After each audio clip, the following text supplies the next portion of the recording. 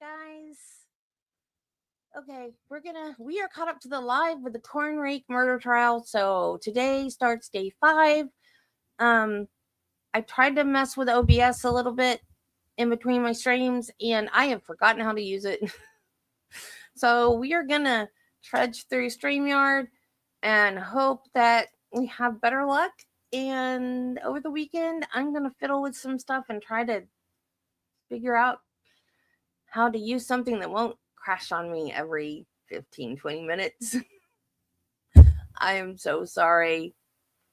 I really am so sorry. I don't know what else to say, guys, but you guys are so wonderful for sticking with me no matter what.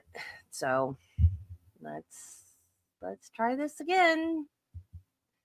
Let's see. Our last witness, who should be on the stand this morning, was Todd Mullis's attorney from the first trial. And I thought this was going to be so interesting because I thought, he's going to get called out on maybe some things he didn't do that he should have done last time. And he was, yet he didn't, there wasn't the fire I expected. It was just long pauses every time he got asked a question. And I was like, come on, dude, answer the question.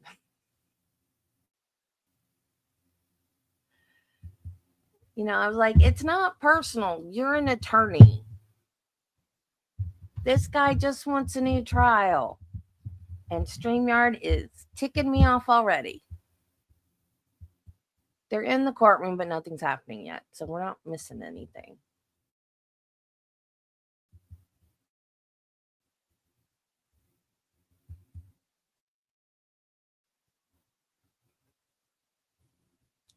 His testimony was not, I don't know that I would say boring, but not as exciting as I thought it was going to be. Paying you for seriously.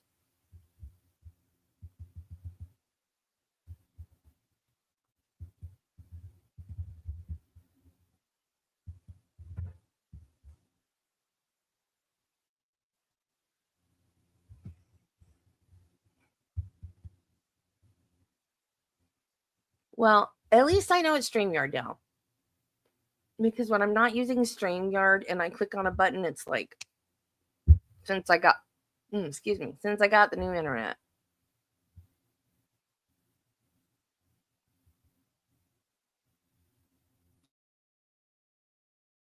Only does this when I'm using StreamYard.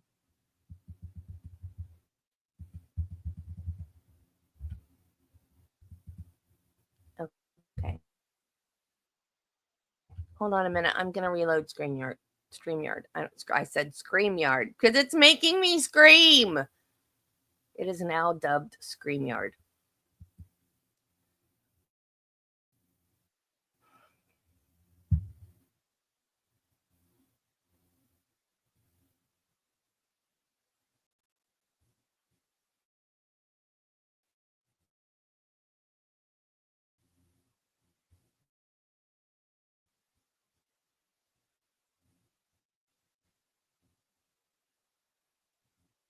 It doesn't even want to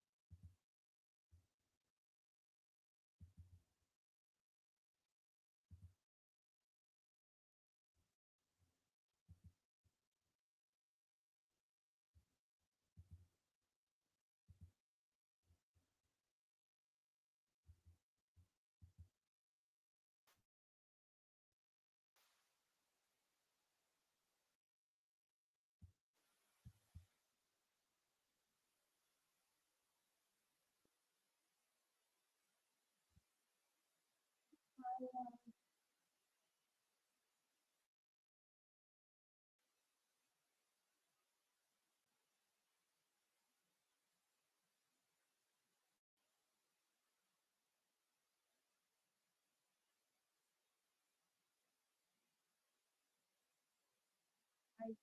like the biomechanical engineering.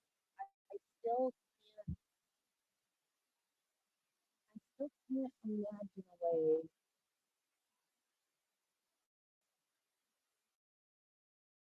to fall on it and fall on it again.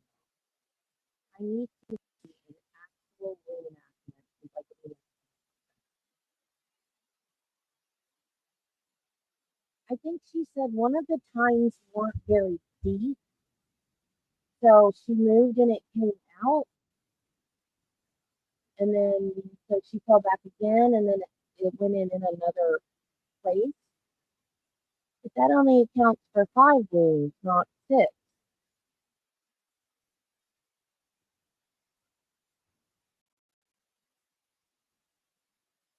But that's a plausible explanation. I can see that.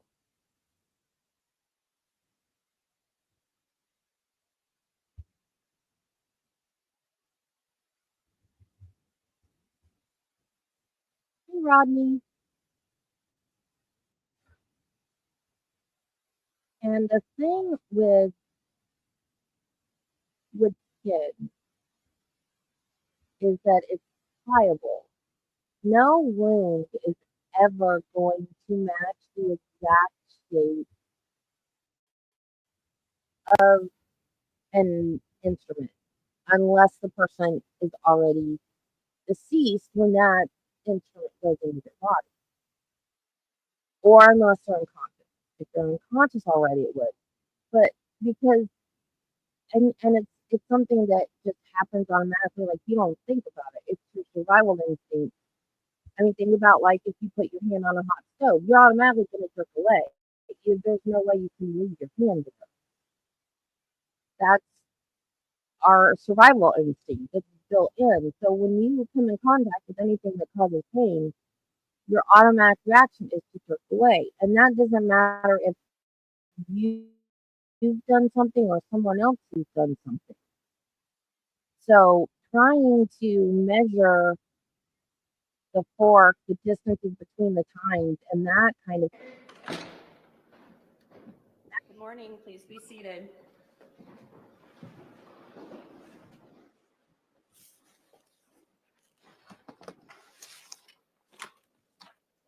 All right, we'll go ahead and go on the record.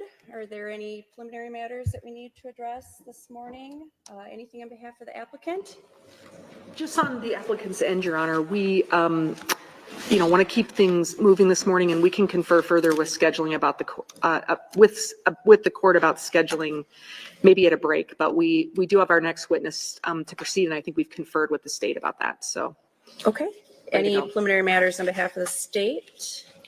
No preliminary matters, I think, other than the scheduling matters that we have before the court here today, as well as the potential ongoing discussions for stipulations. All right, wonderful. You may call your first witness. Good morning, Your Honor. The applicant calls Mr. Blake Heeman. Okay, Mr. Heeman. See you outside. All right, great. They weren't done with the other lawyer, but I think they're going to call him. Morning, sir. Later. I think they're doing things out of order. Come forward, please, and have a seat in the chair to my left. Like when people are available and that kind of thing. If you'd raise your right hand. Do you swear the testimony you're about to give will be true and correct? I do. Okay. The microphone is on. Just adjust that as you need to so you can sit comfortably. Ms. Neshwa, whenever you're ready. Good morning. My name is Dina Neshwat. I'm one of the attorneys for Todd Mullis. Would you please state and spell your name for the court reporter? Yeah, Blake Heeman, BLAKE HEMANN. Mr. Heeman, where are you employed? Farm Credit Services of America. And what do you do there? I'm currently a sales skill trainer. Previously was a crop insurance agent. How long have you worked for Farm Credit Services? 16 years. Crop insurance. How long did you work as a as ensuring crops for farmers? I didn't know that was a Approximately 13 years. So do you have a general understanding and knowledge of like planting practices? I do. In your, yes, ma'am. Is that better? Is that better?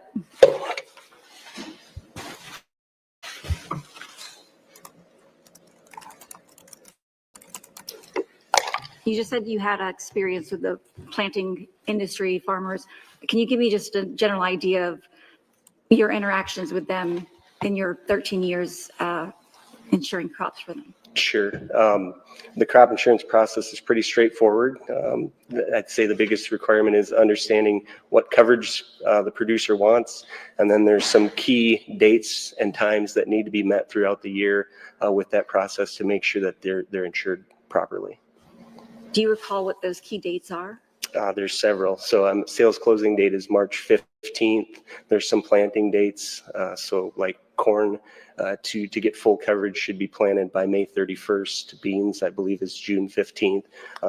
Then there's some other reporting for production in as well. So And those are required dates? correct. Is there a window of time planters have to have all of their information submitted? Yeah. So like acreage reporting, July 15th is the deadline to have that reported. Who is that required by? USDA, along with the AIPs, the crop insurance agencies. Are you familiar with the Mullis family? I am. Are you familiar with their farming operations? I am. Who in the Mullis family are you familiar with? All of them, the whole family.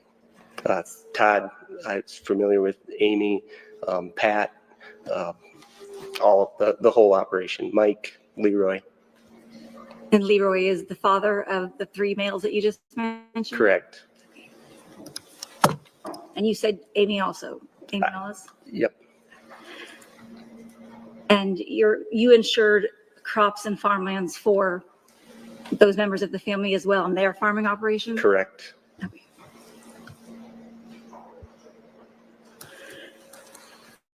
Mr. Heeman, can you explain what an acreage farm book is and its purpose? Yeah. Do you have that example? Or I'm going to do that in a moment, but just generally. generally speaking, when the producer comes to us and says, I planted this crop on this day, we map that for them to get it in the system to essentially certify those dates, crops, locations for them. And this, is it a farm book or a frame book? Forgive me. I know they're referred to by some maybe as a frame book. We call it an acreage report. Okay.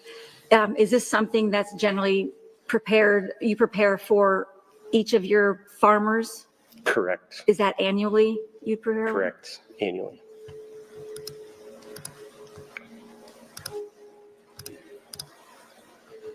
Did you prepare an acreage farm book for Patrick Mullis? I did. I'm sorry, Patrick and Judy Mullis. I did. Do you know what information was included in that acreage book for Patrick and Judy Mullis in 2018, just generally? Yeah. Acres, type of crop planted, and the plant date, along with PAT certification that everything was correct.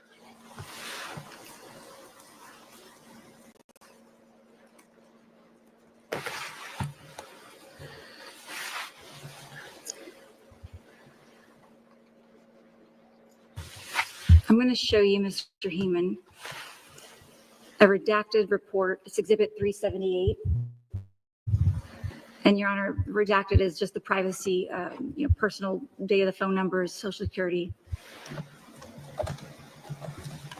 A 2018 acreage framework. Do you see that in front of you? I don't.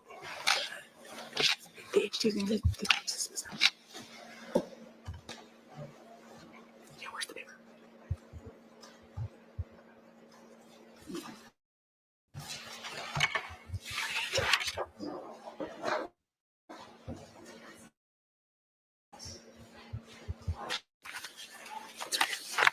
up on the screen for me?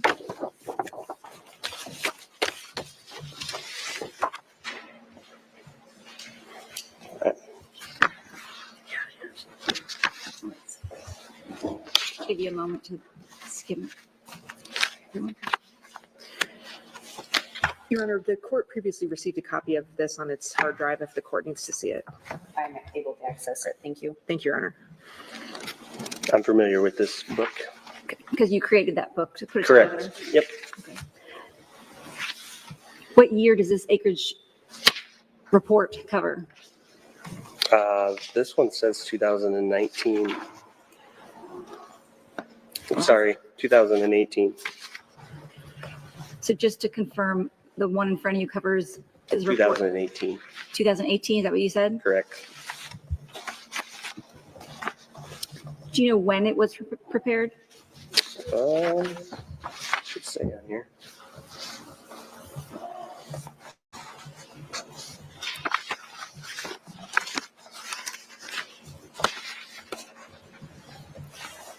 This was done on June 12th. And you said the information is required to be submitted by June 15th? July 15th. Okay. Regarding, This copy was created on June 12th. I don't know, the copy that I had seen before had a signature on it. This one does not. So there's a chance that we did it before June 12th as well. okay.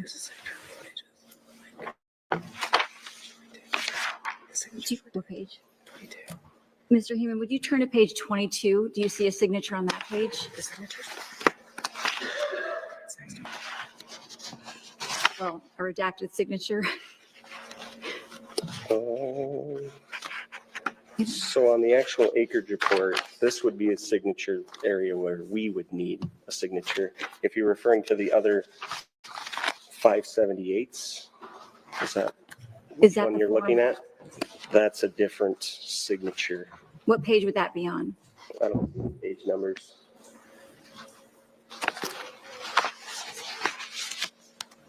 I can't give you a PDF number, so hang on one moment, please.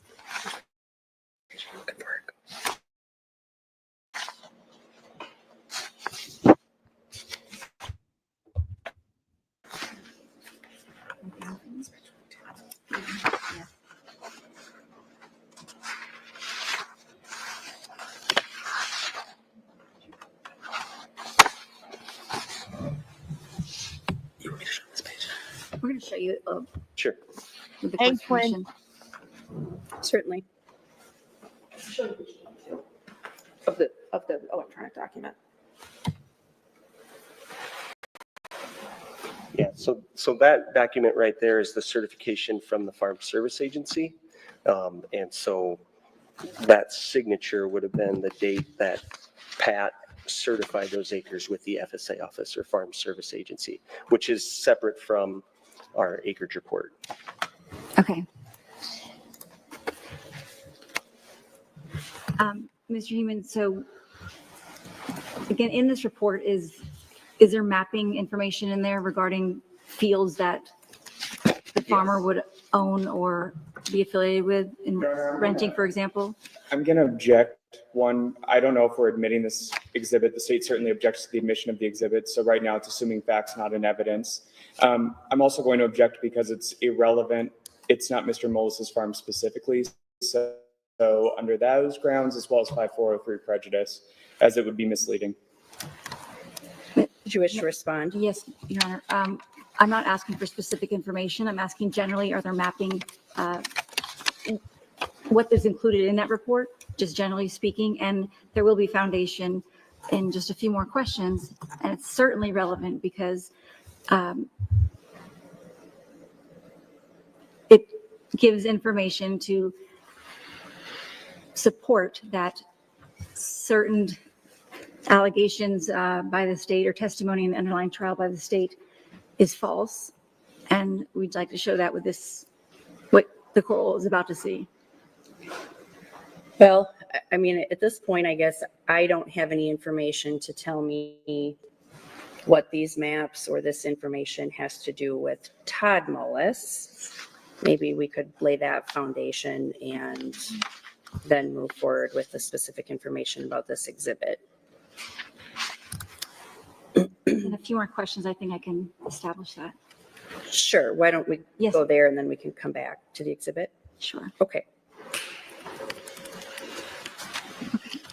The foundation.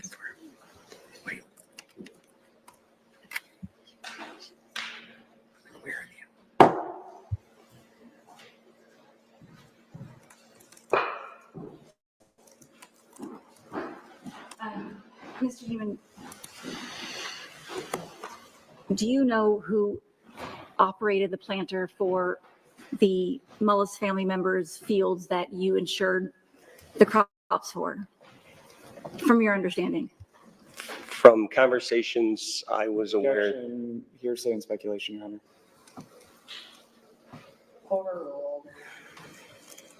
You can answer. okay. From conversations with the Mullises, there was an understanding that Todd operated the planting equipment on occasion. Did you have any reason to believe that that information wasn't true? No,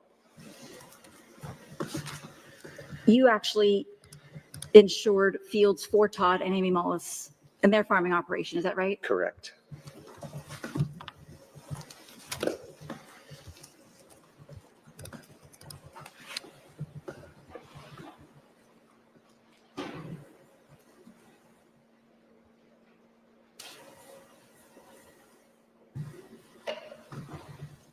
Do you know if Farm Credit still insures Todd and Amy Mullis's, their property that was insured in 2018? Is it As far still as I'm insured aware, today? Yes. Can you say that again? As far as I'm aware, yes. And also Pat and Judy Mullis's property, is that? Yeah, I'm not in that role anymore, but as far as I'm aware, yes, we do.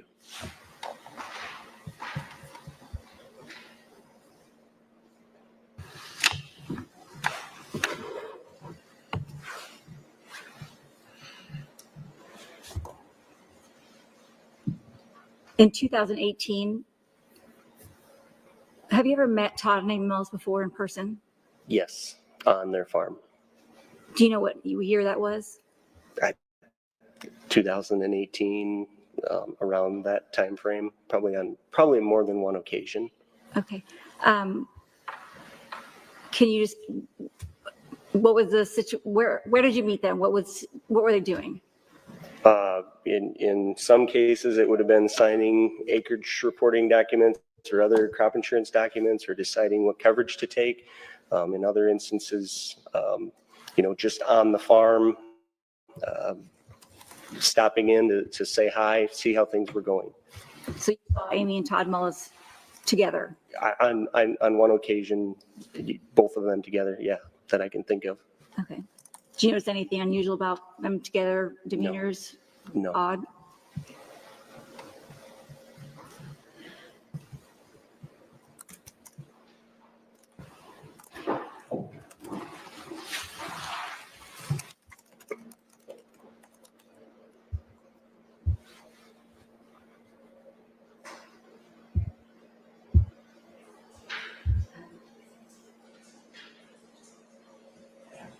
Have you ever seen Todd working on a planter or fixing a planter in front of his shop anywhere or on the farm? On that occasion that I was just speaking of, I mean, when we stopped in, I remember the planter equipment being there. Is about this time of the year. Seems like Todd was working on the equipment again in his yard in front of his shop. Okay.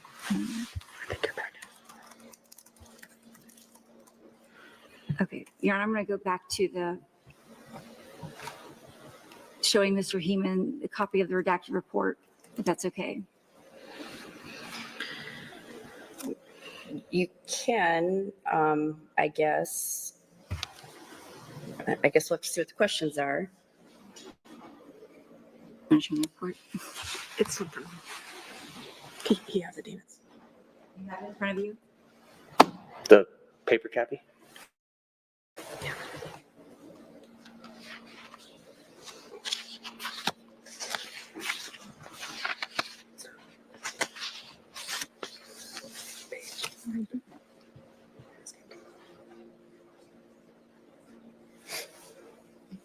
Mr. Heeman, this book, again, you prepare for your farmers annually, is that right? Correct. About how many farmers or is it farmers or producers that you call them? Either. Either, yeah. How many of those did you have at the time you were working in this capacity as a, Objection, relevance. Overruled. You can answer. 90, I would guess, somewhere in that ballpark. so did you create one of these books in the ordinary course of business for your farmers? Yes.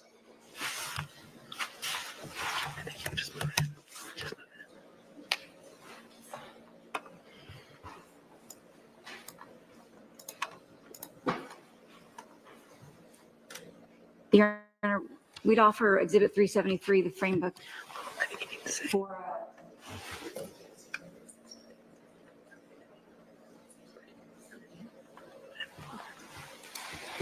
Mr. Heeman, just to clarify, was this book created in the ordinary course of business as your standard practices for your farmers? Yes.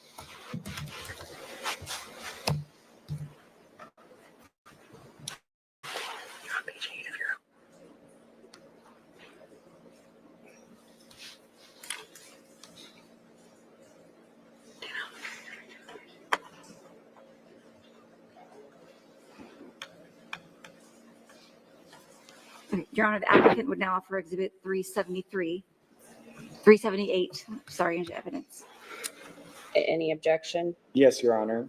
For the same grounds, it would be misleading. It's more prejudicial than probative under 5403. This is Pat Mullis's farming record, so it's irrelevant to this proceeding and doesn't speak to Todd Mullis's planting habits or even whether or not he was the one planting, even based on the foundational testimony of the witness here. So it is more prejudicial than probative and irrelevant to this proceeding and immaterial.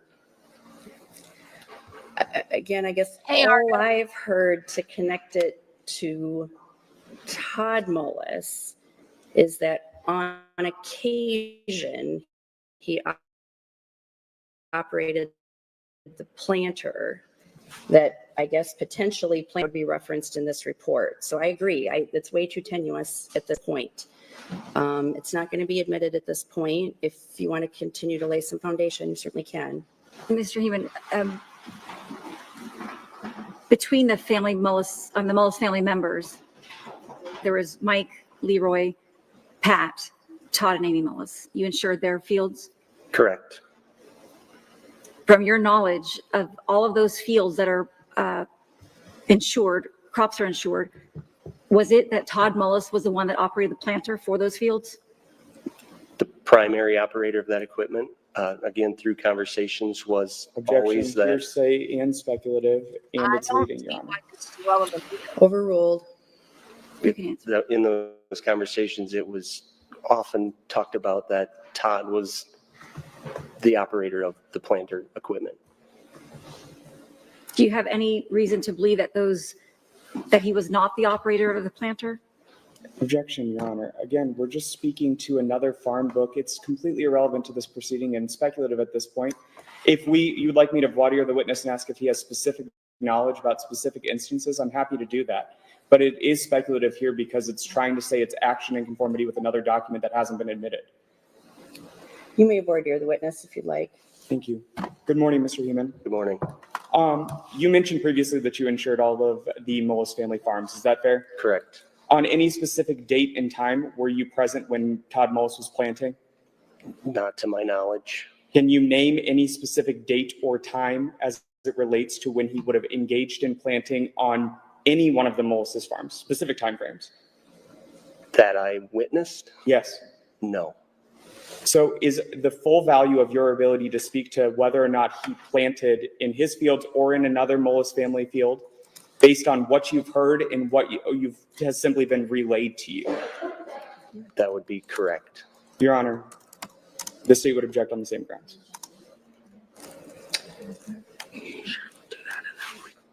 Again, 378 is not going to be admitted at this time.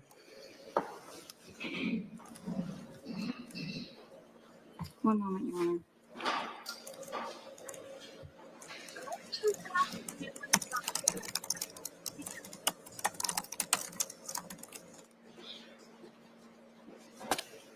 I mean, crop insurance is cool. I didn't even know that.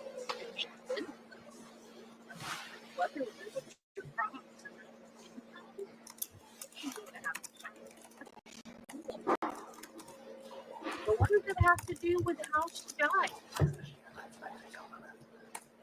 understand what you're trying to Could get. you give me one moment, please? Certainly.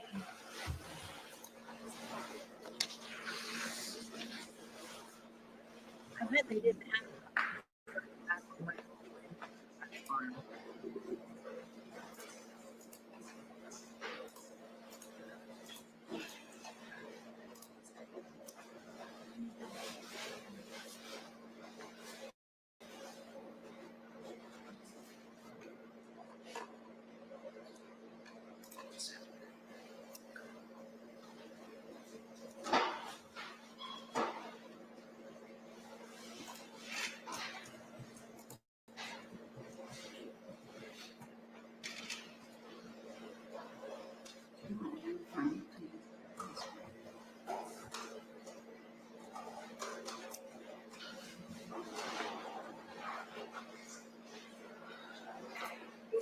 You said you're familiar generally with farming, planting industry. Have you ever ridden in a tractor before that's pulling a planter? Objection, relevance. Overruled. Yes. Generally speaking, do you know how fast a planter moves in the field or tractor moves in the field?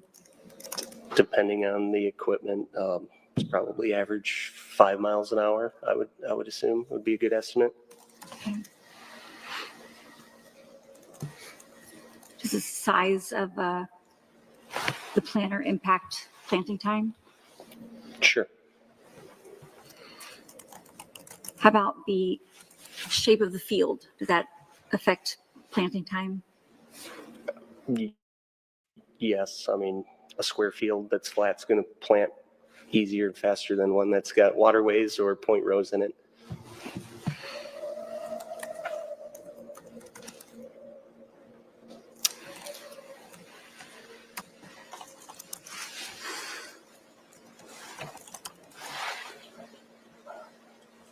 Do you know if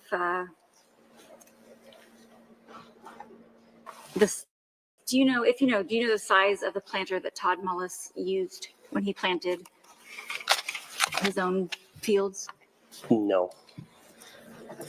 So you don't know if it was a 16 rows, 24 rows? I'm not familiar with what size it was. I don't mean to put you on the spot, but do you by any chance, because you're insuring the fields, know how many feet are in an acre? I should know that. Okay, you do. I should know that. I'm sure I knew it at one point. So the answer would be no. Not today.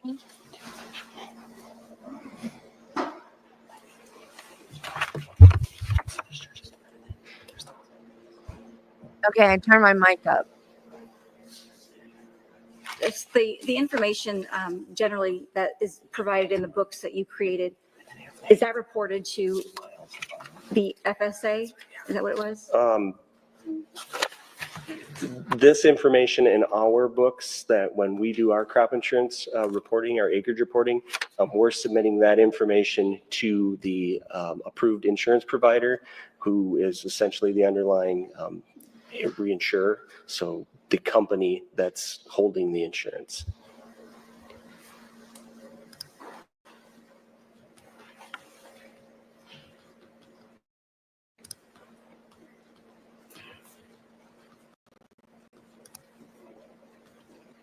Do you mean to generally?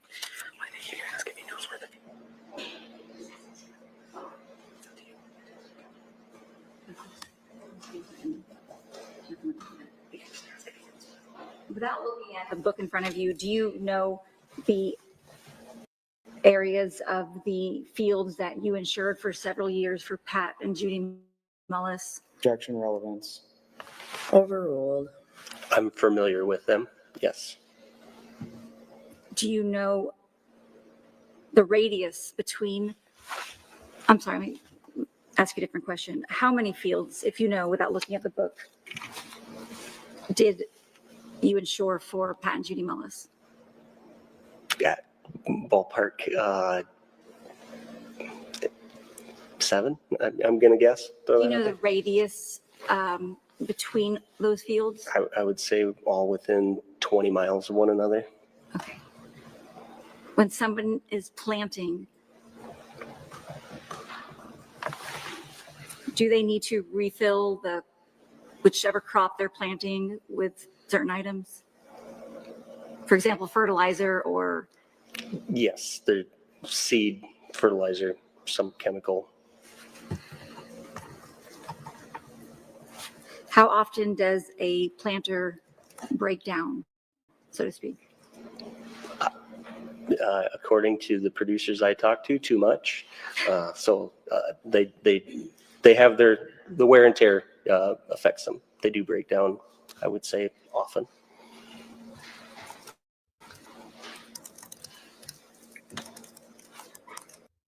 I fiddled with some of the settings on StreamYard audio settings. Does it sound better now? I just hate pausing it to speak because I don't want to slow it down, and I know a lot of people don't like that, and I hate for people to come in and then I start talking and then they leave because I'm talking. But I was just saying I don't understand the relevance of this witness. I think it's interesting. I'd never thought about crop insurance being a thing, but it makes sense because if your living is farming and then an extreme weather event were to wipe out your crops one year, you'd need to have crop insurance. I just something I'd never thought of before. But I don't see what this has to do with Amy Mullis's death. What does a crop insurance agent have to do with how she died? I mean, that has nothing to do with crop insurance. If it was a life insurance guy, I would say, yeah, that's completely relevant. But not crop insurance.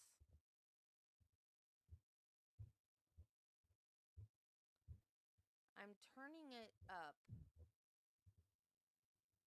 The only problem is I like this mic, but it doesn't really tell me when I turn the dial whether I'm going up or down, whether I'm too high or too low. It just changes colors. So I'm in the green now, which means that's high.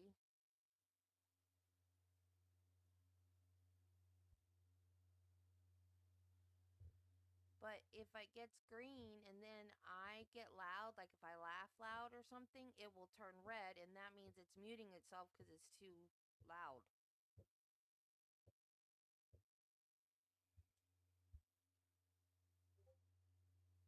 But lately, you guys have been having trouble hearing me. And I don't know, that might be a StreamYard thing too. I have no idea what's going on.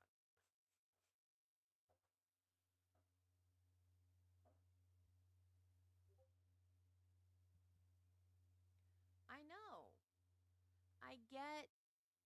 I understand that he wanted his lawyers to argue that it was an accident. So I get why he's asking for a new trial. And I believe he's already lost his appeal. And so this is his last ditch effort. And that's why they were asking questions of his lawyer yesterday. But a lot of this stuff seems to be totally not relative to her, not relevant, whatever, you know the word I'm trying to say, relevant to her death at all. So I don't know why they're calling some of these witnesses.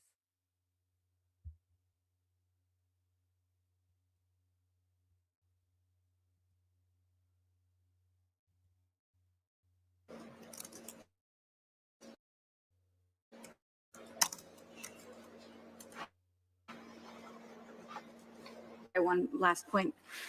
You said it was 2018 that you had met Todd and Amy Mullis, As far as I can recall, yes. and at one point you saw them together, Yes. and you didn't notice anything odd or about their demeanor or relationship? No. Okay.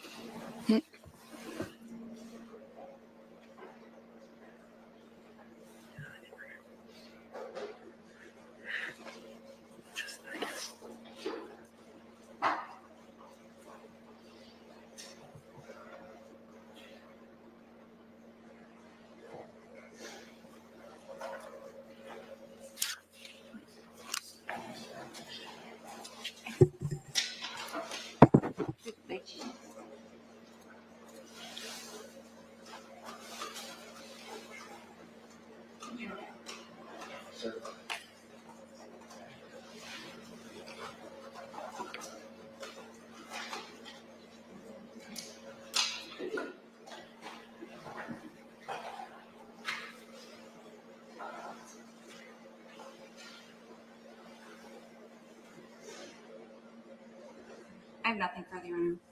Cross-examination, Mr. Jordan? Briefly, Your Honor.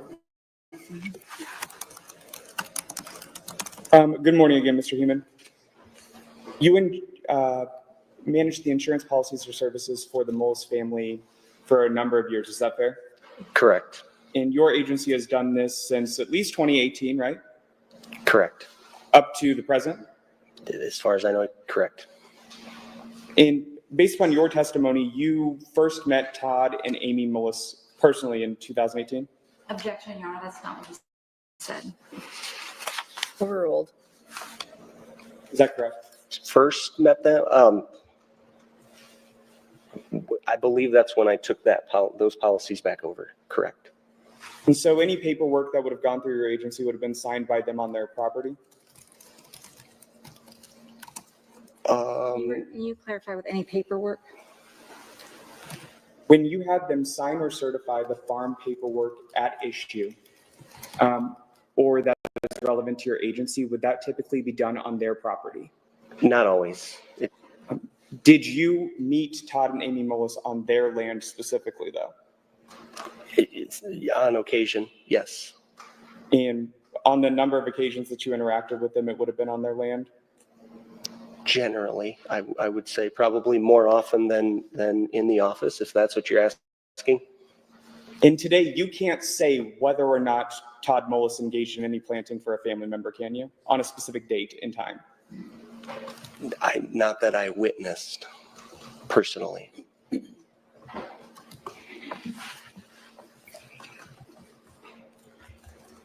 Were you asked to sign an affidavit in this case? Yes, Did you sign an affidavit in this case? I did not. Why not? Because the affidavit asked the same question you just asked me, to essentially say that I saw or knew of Todd planting every acre on a specific date. And you couldn't do that, could you? I can't.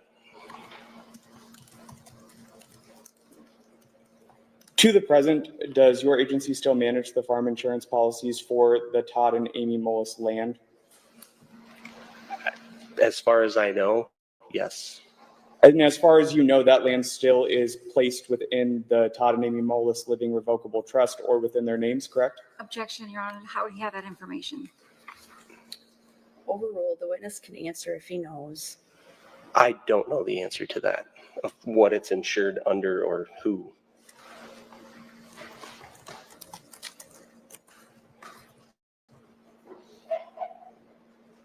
So from what I've gathered from your testimony, you knew or believed that Todd Mullis would on occasion assist with planting in his family's fields. Is that correct? Objection, Your Honor. He didn't say on occasion. Well, the first time he did use the word on occasion. So the objection's going to be overruled. The witness can answer. And I can clarify that. So I should clarify, as far as I knew and was told, Todd did the planting of all crops for the Mullises in the past and up to that point. But that was all based on what you heard from other people, wasn't it? My conversations with the Mullises. So it was self-reported. Correct. And to date, you've never witnessed that, right? I cannot recall a time when I witnessed Todd in the planter tractor on a specific field. No. And even the information that's included as to what date it's planting occurred in any specific year or time frame is self-reported. Is that fair? It is. So you aren't cross-verifying that information, right? Correct. No. Nor are you certifying that information yourself, right? We take producer's word for it. They're certifying that that's accurate. Yeah. I don't have anything else, Your Honor. Any redirect? Yes, Your Honor, just a couple, please. Mr. Heeman, if you were to look at Pat Mullis's acreage book, would you be able to determine the fields that were planted in 2018? Yes. Objection, Your Honor. Again, we're referring to facts potentially not in evidence, and that has already been deemed or excluded by the court. Objections overruled. The answer will remain in the record.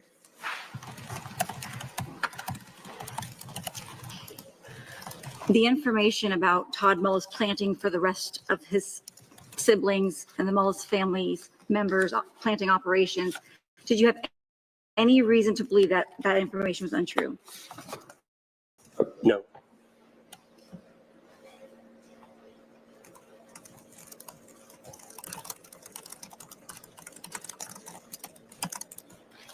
The farmers or producers, you said you take their word for it. Objection, leading. He just said that. Well, is there a I'll question? withdraw it, Your Honor.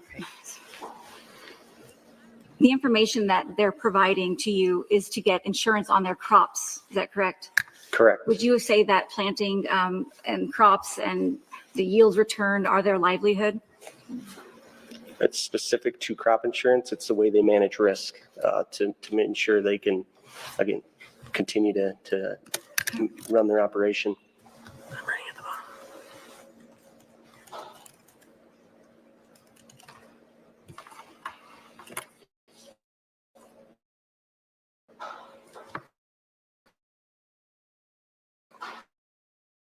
So they would have every reason to report it accurately. Objection. It is leading. Sustained.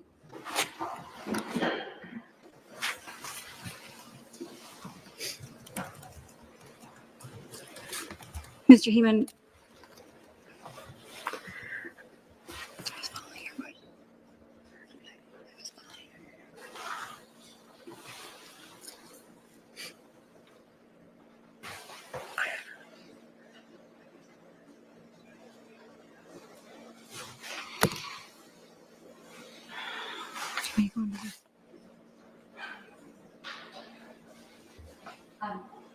I have no further questions, Your Honor. Any requests? No, Your Honor. Thank you, Mr. Heeman. You may step down. Move this here. Sure. Okay. Further evidence on behalf of the applicant. Your Honor, I think it might make sense for the parties to confer with the court briefly about scheduling from here. Okay, let's go ahead. We'll go off the record, take a short break.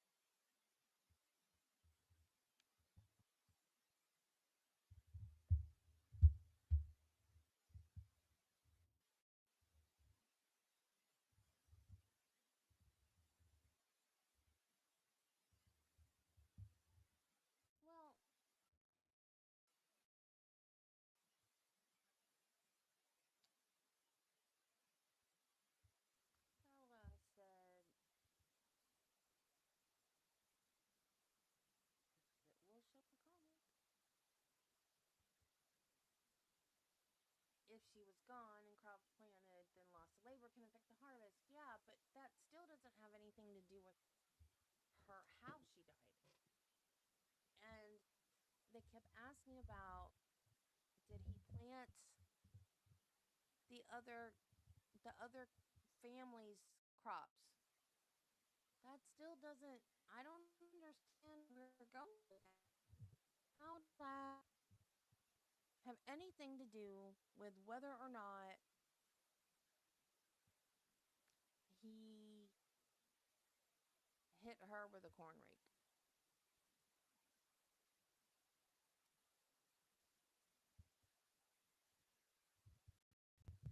I'm not muted. I don't know what's happening. I'm sorry. I can scream really loud. I don't know what is happening.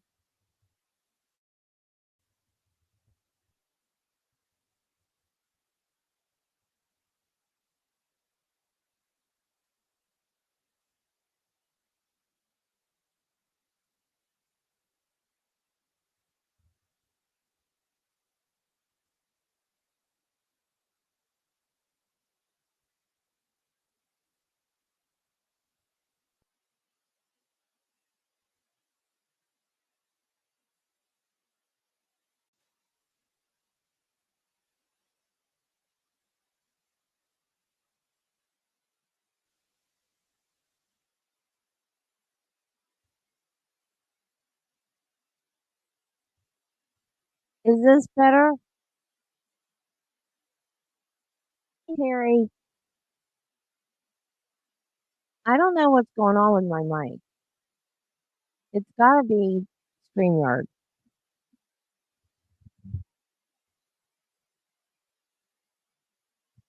I was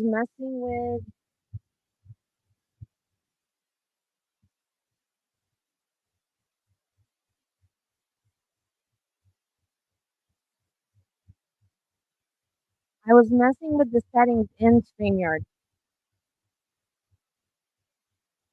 Okay. So maybe the settings in StreamYard should not have been messed with. Okay. Okay, now I'm green. No.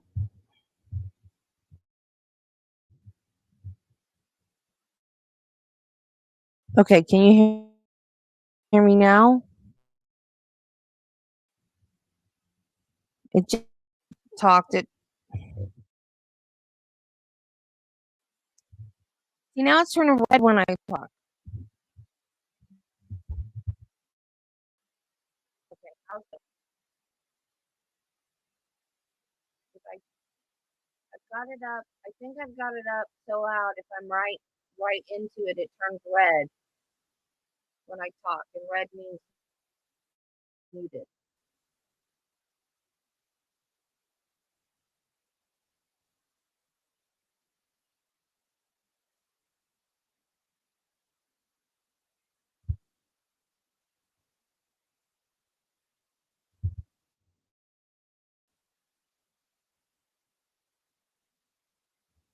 Okay, so this is good.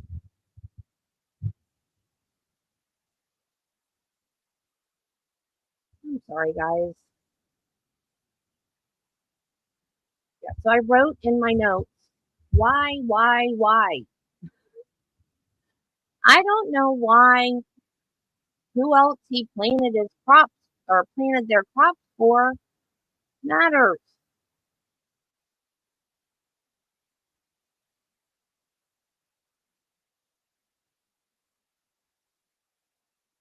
I don't know.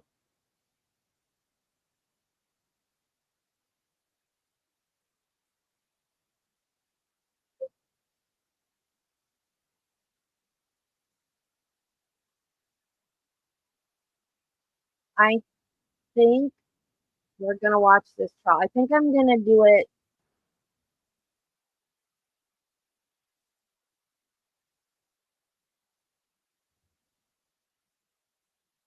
I have to do something members only. I hate to do that though.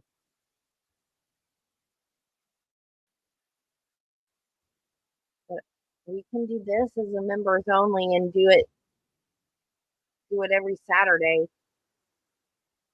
and watch his trial, his first trial.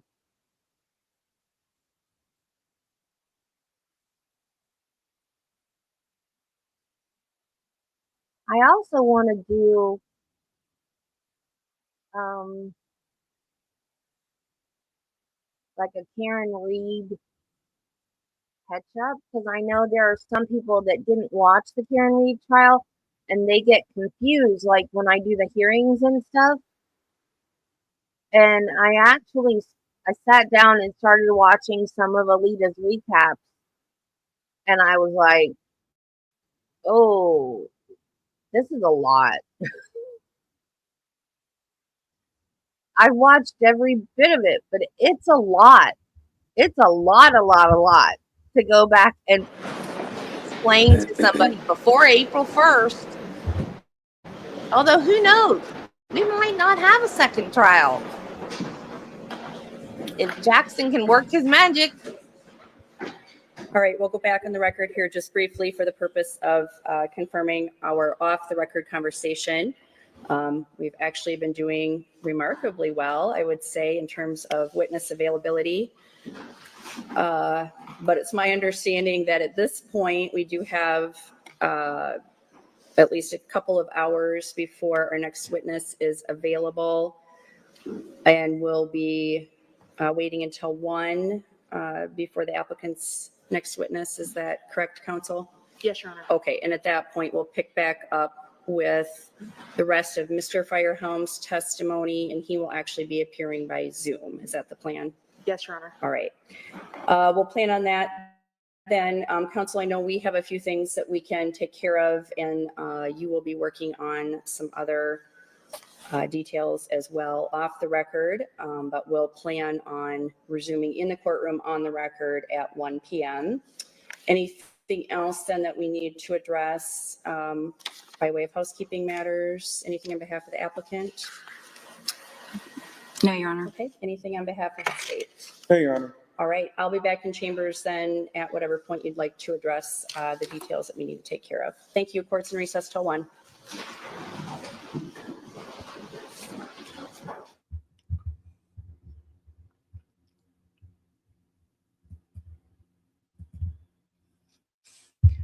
Okay, so their 1 o'clock is my 2 o'clock, I think, right?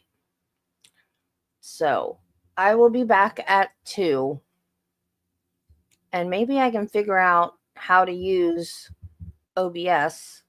But it did good. It did really good for the hour. So, okay, guys. Be back at 2.